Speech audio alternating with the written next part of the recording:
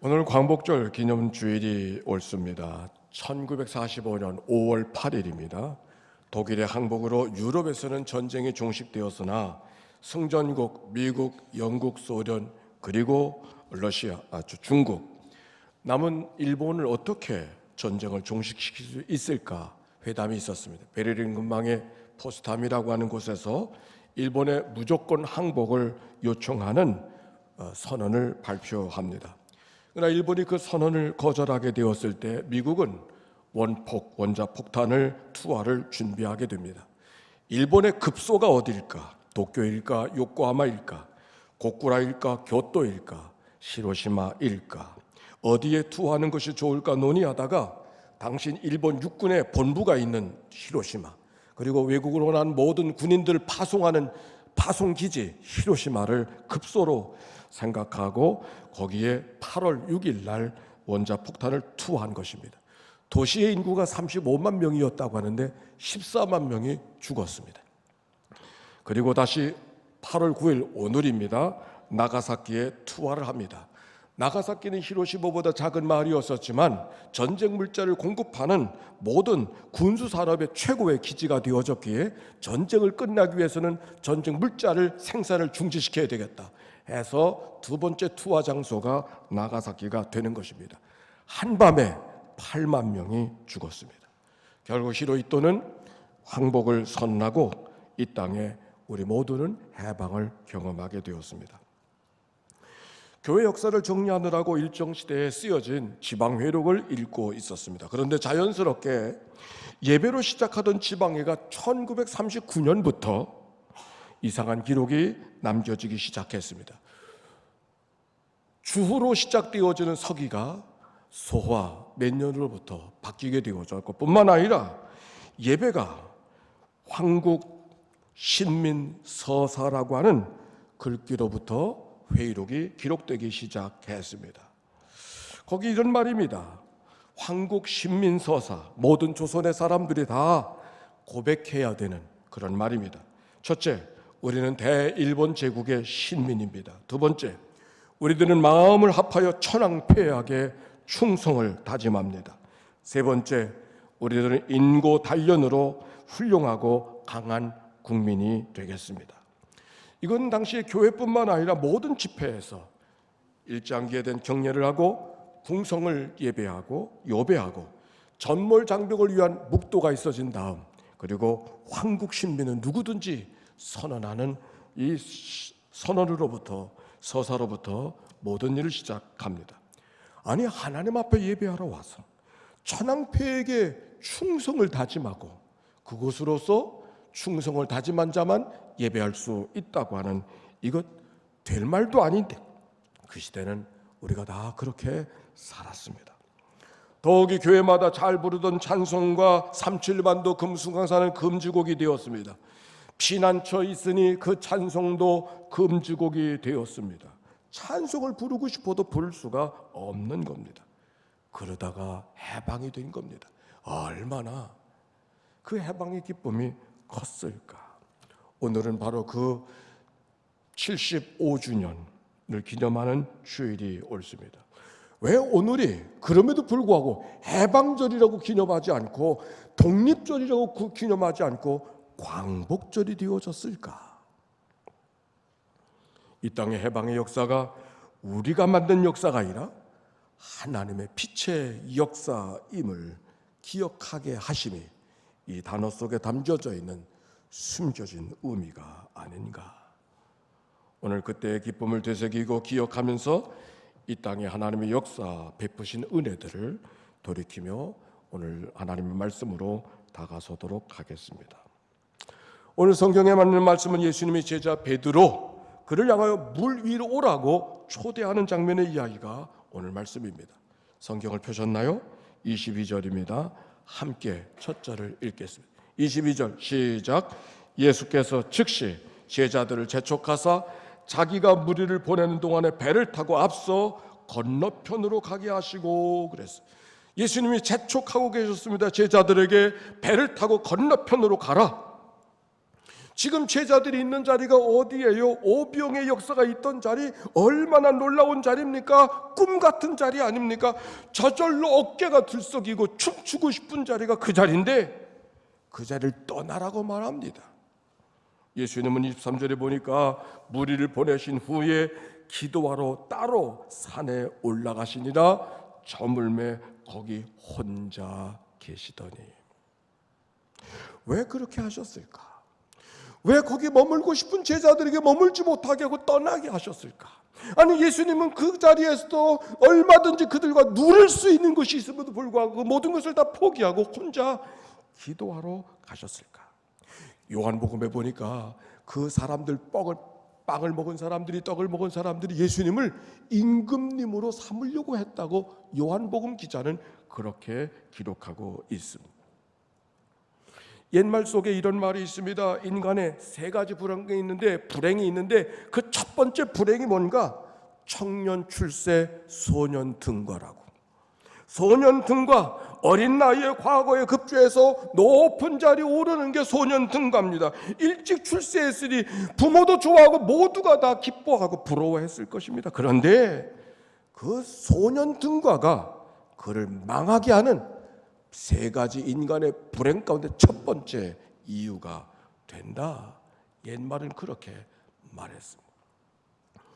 제가 이미 목회를 하는데 브랜드캐는 가까운 데서 목회하고 바로 그 옆이 라스베가스입니다.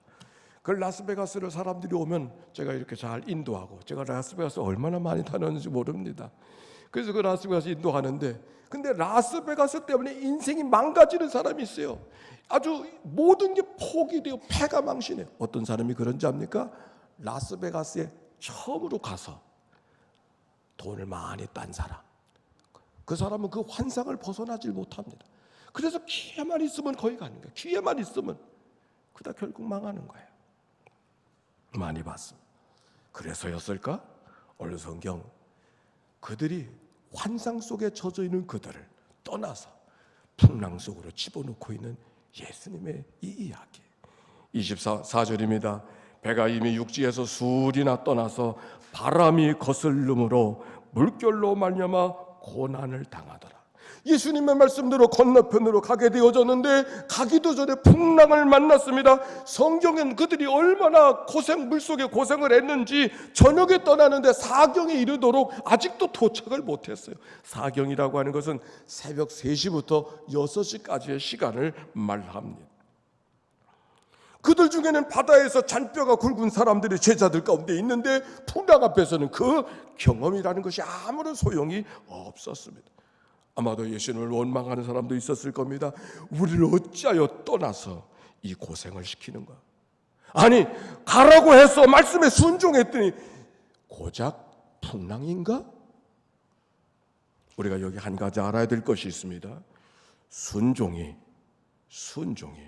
평안만은 아니라는 거예요. 때로는 순종 때문에 고난이, 때로는 순종 때문에 무거움이, 때로는 순종 때문에 눈물이, 때로는 순종 때문에 십자가가. 그게 인생의 여정인 것이죠. 요셉이 아버지의 말씀에 순종할 줄 알았기 때문에 형들을 찾아갔고, 그래서 결국 요셉이는 애굽으로 팔려가게 된 거 아닙니까? 예수님보다 순종한 사람이 어디 있겠어요? 순종하기 위해서 이 땅에 사람의 형체를 입고 종으로 오신 예수님. 그러나 그 순종이 그의 십자가를 치우지는 못했습니다.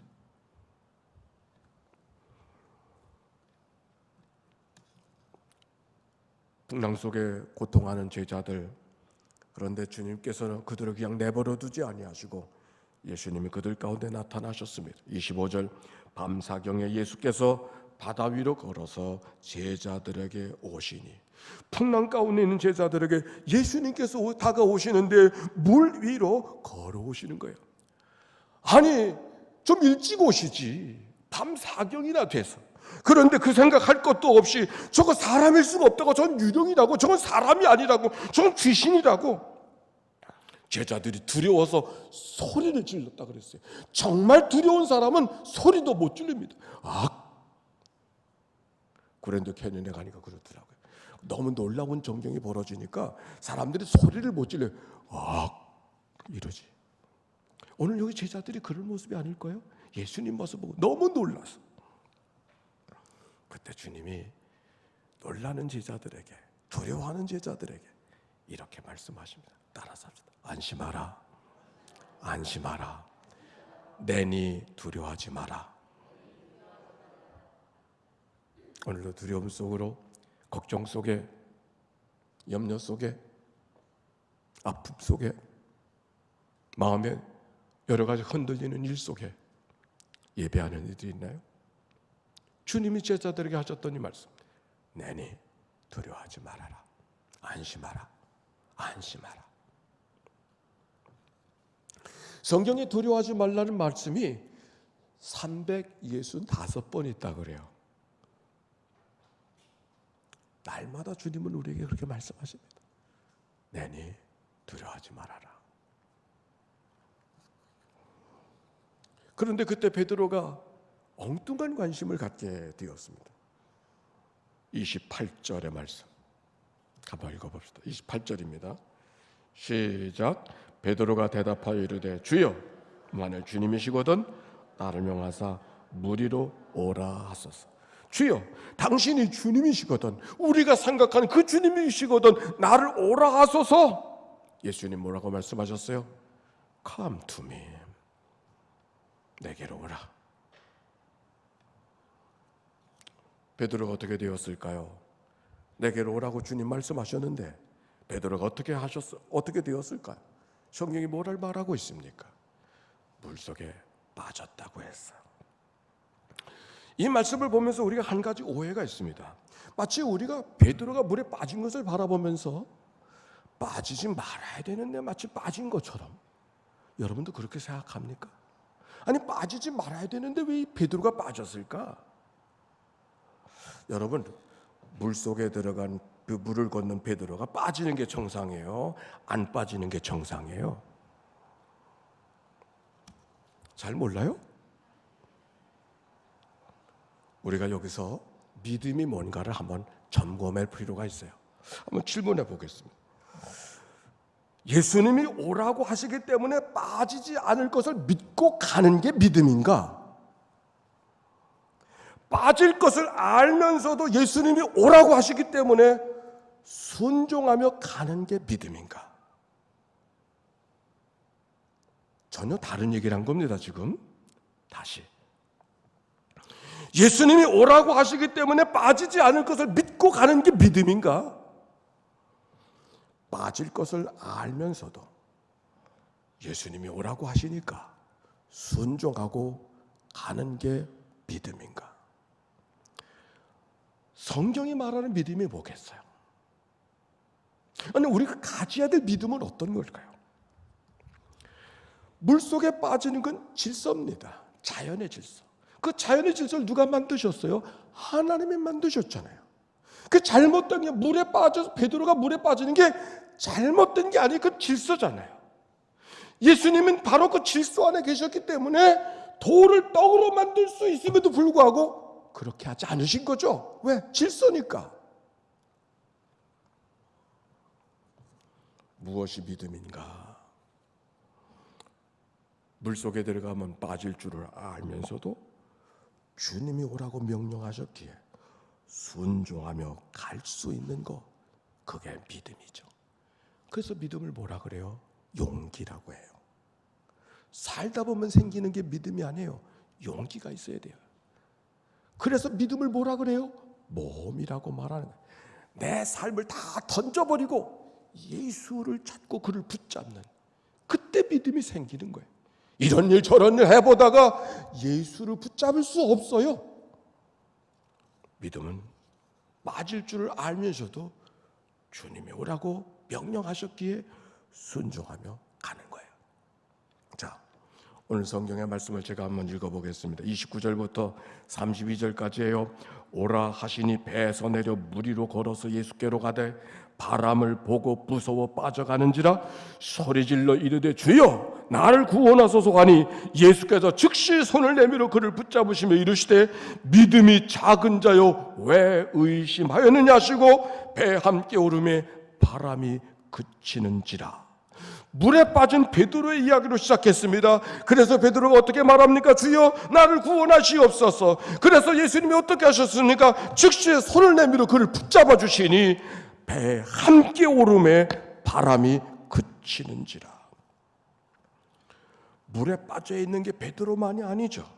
죄 늪에 빠져 세상 늪에 빠져 세상살이에 빠져 허우적거리는 것이 우리 인생 아닌가요? 그래서 하나님 앞에 문제를 붙들고 하나님께 호소하잖아요. 하나님 날 좀 구해주세요. 내게 자비를 베풀어 주세요. 나를 좀 불쌍히 여겨주세요. 주님이 어떻게 하셨을까? 외면하지 아니하시고 내려다보고 찾아가서 그를 붙잡아 주시고 건져 주시는 주님. 그래 그 주님의 손을 부여잡고 함께 오름에 배가 바람이 그쳤다고 하는 이 하나님의 말씀, 그리하여 주님과 함께 동행하는 믿음의 여정. 우리의 구원의 삶이 어디에 있는가? 무엇이 구원의 삶인가? 우리의 영적 여정이 어디를 가고 있는가를 오늘 성경이 있는 이야기. 오늘 성경의 관심은 누가 물에 빠졌는가, 누가 물에 빠지지 않나, 그게 관심이 아니에요. 우리가 물을 걷는가 못 걷는가의 문제가 아니라 우리가 물에 빠지는 건 당연하고 그때 우리의 시선이 어디에 있는가를 이야기하고 있는 거죠. 오늘 성경에 보니까 예수님께서 베드로가 물에 빠진 이유를 설명하고 있어요.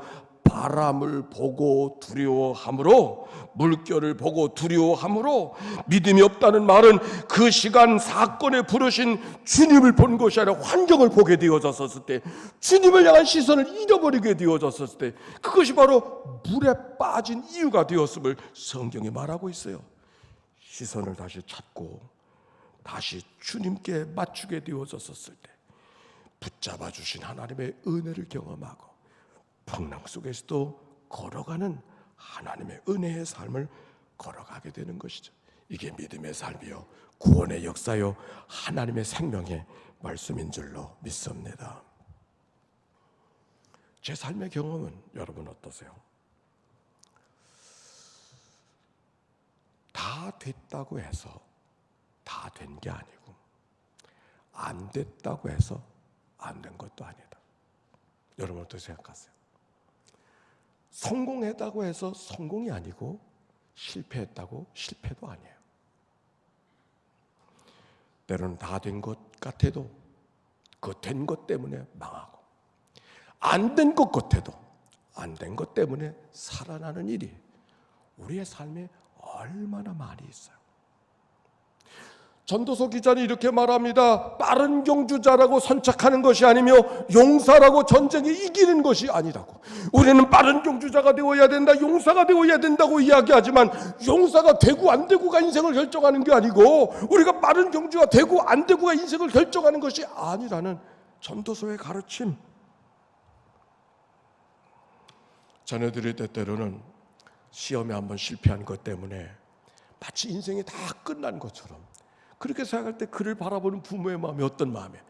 그게 끝이 아닌데, 그게 끝이 아닌데 얼마나 안타까워요. 근데 아이들은 그렇지 않죠. 시험 한번 잘못 본 게 인생이 다 끝난 것처럼 여기고 포기하려고.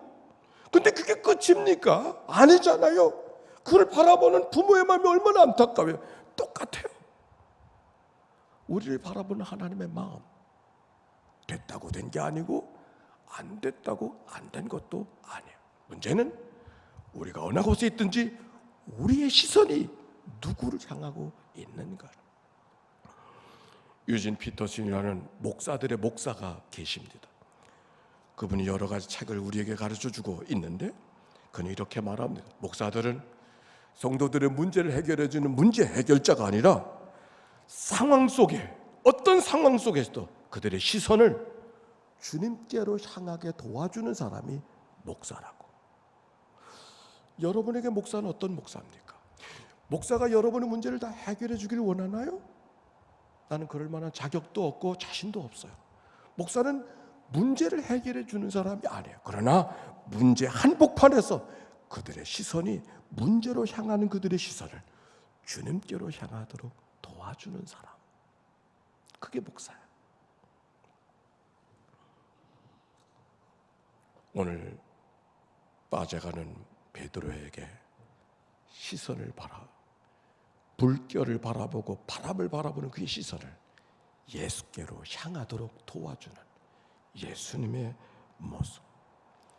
오늘 이 사건이 베드로에게 얼마나 중요한 삶에 큰 영향을 주었을까를 생각합니다. 베드로가 선교여행을 전도를 하다가 나중에 로마에서 십자가에 처형하게 되어졌었습니다.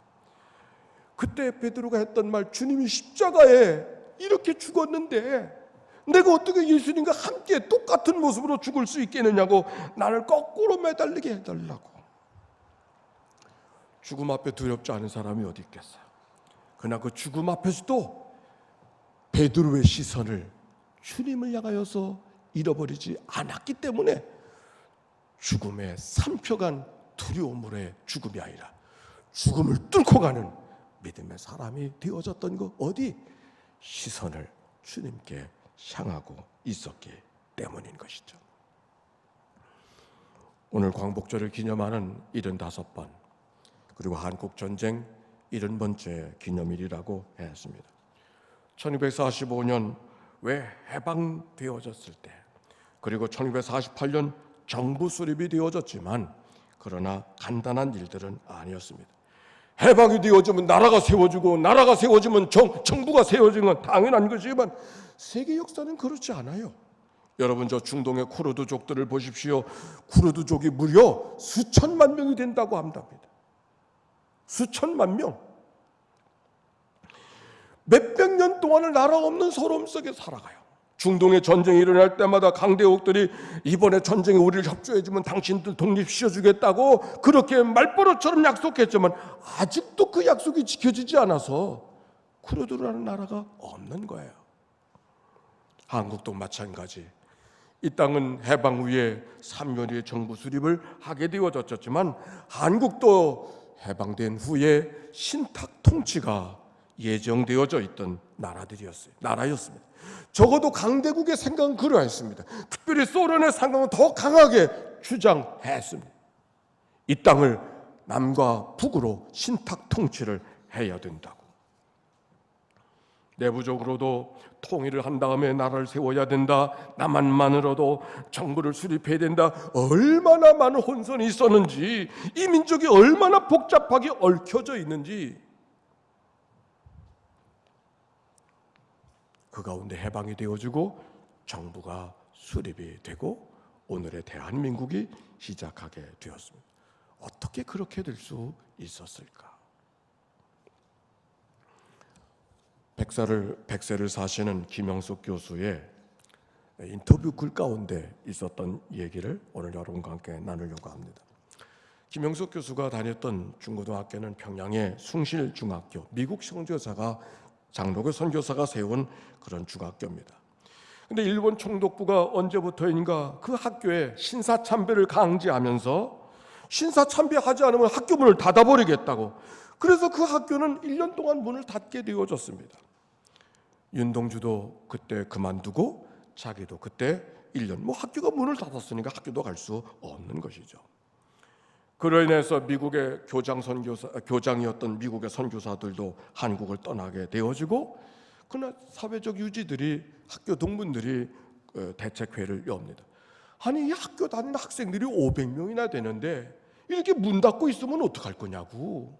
저 아이들은 뭔가 배워야 되는데 저 철없는 아이들은 어떻게 할 거냐고 해서 논의를 하다가 그들 가운데 장로님 한 분을 교장으로 세워서 억지로 마지못해 학교를 열게 되었답니다.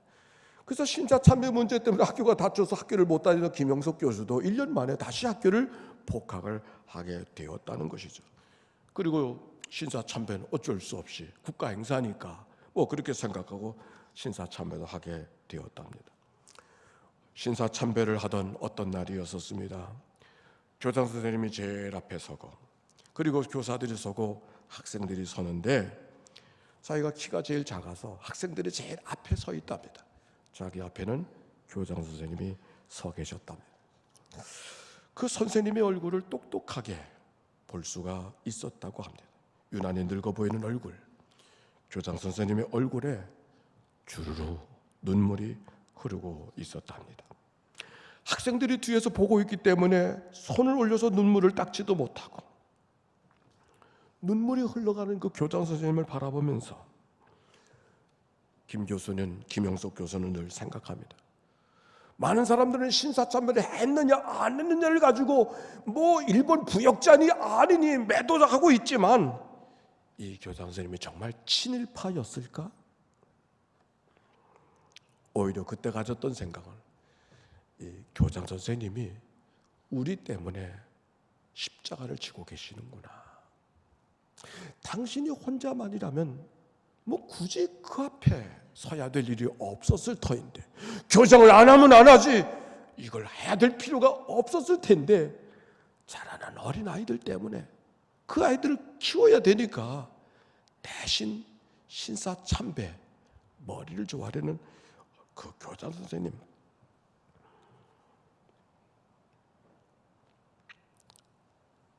이 나라의 해방이, 이 나라의 정부 수립이 우리의 힘으로 된 것이 아닌 바요. 어렵고 힘든 여정 속에서도 그래도 눈물로 하나님 앞에 호소하고 하나님 앞에 기도하면서 이 민족을 어떻게 해야 될 것이냐고 몸부림치면서 하나님 앞에 기도했던 믿음의 선각자들의 눈물 어린 기도가 이 땅에 또 다른 역사, 광복의 기쁨을 만들어 주었음을 깨닫게 되어집니다. 함석헌이 쓰신 뜻으로 본 한국 역사를 다시 생각합니다. 우리의 뜻과 상관없이 나라를 잃어버리고 우리의 뜻과 상관없이 해방이 되고 우리의 뜻과 상관없이 전쟁이 일어나고 우리의 뜻과 상관없이 전쟁이 그쳐지고 언제 우리와 힘으로 우리의 역사를 만들어 보았는가? 인간의 힘으로 된 역사가 아닌 것을 고백하기, 우리는 이 땅을 향한 하나님의 뜻이 무엇인가를 잊어버리지 말아야 된다고. 그냥 버려진 땅으로, 버려진 민족으로 알고 생각했는데 그 민족 속에 또 다른 빛이 임하게 되었음을 우리가 잊지 말아야 된다고. 하나님의 보호하심, 하나님의 인도하심, 하나님이 이끌어주시는 역사인 것을 깨달았기에 해방절도 독립절도 아니고 그래 광복절이었구나 라고 하는 생각을 갖게 되었습니다. 그러다가 1950년 6월 2년도 정부 수립 2년도 채 가기 전에 이 땅에 전쟁이 일어났습니다. 얼마나 정신이 없었을까? 하나님이 어찌 이 나라 정부 수립한 지 얼마, 이제 뭐 아장아장 걷지도 못하는데 또 무슨 전쟁인가? 얼마나 하나님 앞에 원망하고 싶은 마음이 있었을까? 그때 연희동은 어떠하였는지. 어떤 분은 청라도로 피난 간부도 계시고, 저희 집안에 인천의 제일 끝자락에 소래기 때문에 소래로 피난 갔답니다. 근데 가보니까 소래에서는 저 군산 앞바다로 또 피난을 가고, 우리 교회 일정 시대 때 전도사님이었던 이선상 전도사님은 병약해가지고 어떻게 움직일 수가 없어서 사람이 살고 주는 거야 하나님이 하시는 것이지. 그리고 그냥 그 자리에서 교회를 지키면서 머물러 사셨다고 하는 얘기도 들었습니다. 여러분 생각해 보십시오. 전쟁이 일어나 저 반도 끝자락에 한 자락만 남아 있었을 때, 절체절명의 순간 16나라가 달려와 도와주었다고 우리는 앵무새처럼 그렇게 기억하고 외웠지만 사실 저절로 도와주는 나라가 어디 있어요? 이 나라는 당시에 미국의 국방 라인, 에치슨 라인에 벗어나서 이미 미국으로부터 벗어난, 미국이 붙들지 않아도 되는 나라가 적어도 대한민국이었습니다. 그러나 트루만 어느 날 편지를 받습니다. 거기 믿는 사람들이 하나님 앞에 기도하고 있다고 합니다. 거기 하나님 앞에 공산주의 때문에 무너지지 않게 해달라고 기도하는 백성이 있다고 하는 편지에 감동이 되어져서 도와야 되겠다는 결심을 하게 되어졌고, 그래서 속히 이 나라 민족의 새로운 문이 열려지게 되었음을 증언하고 있습니다.